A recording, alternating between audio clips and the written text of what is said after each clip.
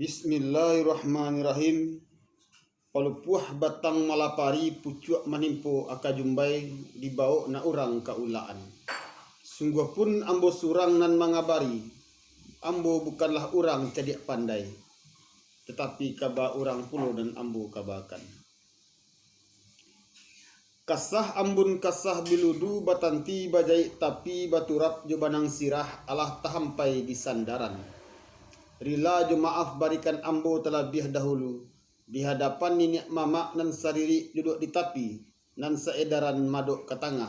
Jo salam sajo ambo muliakan. Assalamualaikum warahmatullahi wabarakatuh.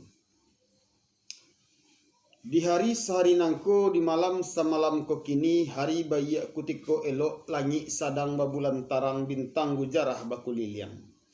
Sadang wakatu bungo kambang laia takambang angin pun tibo ajuang balaya di musimnya. Dun sanak nan jauh Allah datang nan dakek pun Allah tibo. Allah basuruh nayak kate rumah Allah duduk pulo di jorong keduduan. Allah sanang dalam hati sajuak dalam kiro-kiro. Di bubuik batang sitawa urek manjelo di batang ayia disabik juo kato nan baawa supaya nak tibo kato nan akhir. Kok tempo dia waju cako kedatangan niniak mamak basaratus sanak saudara. Datang dari jauh Allah basonsong dakiknya Allah basalami Allah basuruh nayak kate rumah. Allah duduk pulo di jorong keduduan. Kini baru punya le mamak ambo. Sesuai bana bak pituah orang tua kita. Talepai pucuk tati kampangka tiuk tando lah menunjukkan cewang di langit tando kapaneh gabak di hulu tando ke hujan.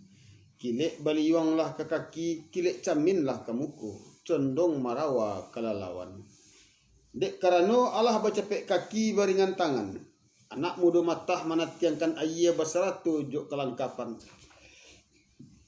Nan menjadi buah pinta je pinto dari ambo.